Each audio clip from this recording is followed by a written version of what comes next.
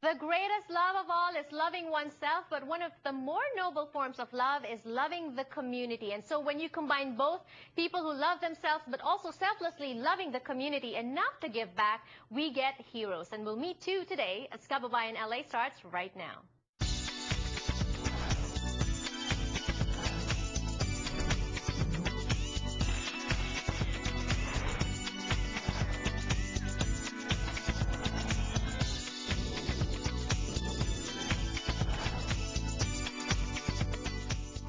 Hello, everyone, back from the weekend. It's another work week. It's short, but work week nonetheless. And some of us, sometimes we get tired of work, but we need to just get inspired. And that's what we're going to do today on Kababayan LA. Magandang hapon po sa inyong lahat. Kayo po ay nanonood ng kauna-unahan at kaisa-isang pang-araw-araw na produksyon para sa ating mga kababayan dito sa Amerika, kung saan ngayong hapon kikilalanin po natin ang dalawang mukha ng inspirasyon para sa ating mga kababayan. One of them is joining us right about now on Kababayan LA. Giancarlo Pacheco. Hello and welcome to Kababayan LA. Hello, how are you? This is the second time that Giancarlo is joining us on the show. He is the president and co-founder of Plan C Group, Inc., a holdings company servicing the Asian American community. Giancarlo, you do marketing, you do advertising, you do events. What is Plan C about?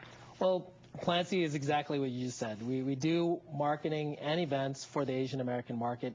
So we service a lot of Fortune 1000 companies that really want to reach this market space. Right. Asian American and Filipinos to be particular. Giancarlo, the problem is, and we encounter this a lot, I know, a lot of mainstream companies, are they not aware of the Filipinos, or do they just think that Filipinos, because we speak and understand English, it's not something that they would like to focus on?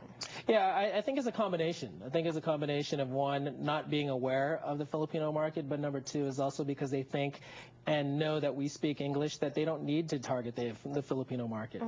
We are the largest ethnic segment, though, now, especially in Southern California. But I know the numbers in terms of population does not automatically translate to power. Right. What can we do in order to use that as a leverage? Well, I think, if you're looking at it straight from a population size, maybe, you're looking at 5.4% of the market.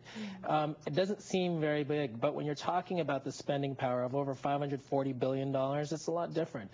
You're also looking at regional areas like Southern California, for example, a large population of Asian Americans here, especially Filipino Americans. You really have to raise an eyebrow to that. And I think that's one of the problems, is also not too many of our kababayans get into advertising, get into marketing, but you're one of the smart ones that did.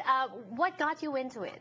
Well, I think it's something that I kind of fell into. I mean, I started a production and events company back in 1995, and it really kind of grew, and we had companies coming to us and say, well, we want to reach this demographic, and we want to reach especially the youth and young adults. And from there, we had clients say, well, we want you to start doing some marketing for us. And from there, we developed advertising to reach this market space. How important is it that somebody like you, a kababayan in advertising, a decision maker in a company, represents well for us? How important is that? Well, it's very important. I think that if there is an area that Filipinos are underrepresented is executive positions. I mean, being in an executive position gives you a lot of power in the sense that you're represented. Filipinos are looked at as something that they really want to target because we're talking about ourselves. Right. So Filipinos in advertising, are there more that are getting into it now in terms of, say, for example, creatives or account servicing, sure, or in the executive positions? Well, I think no, there's not really a lot more, but I'd say that's still about the same. But there really is a poor representation of executives, Filipino executives in the industry itself. How can we change that? Well, I think there's two things. One is a company needs to support a Filipino American that wants to become an executive, and number two, you need Filipinos that want to become an executive. And you don't think that Filipinos want to become executives? I think because also in our culture, it starts in the family, and parents would encourage their kids to be doctors and accountants and all that, but right, not really, advertising is still not too many people know about, not too many kababayans know about it.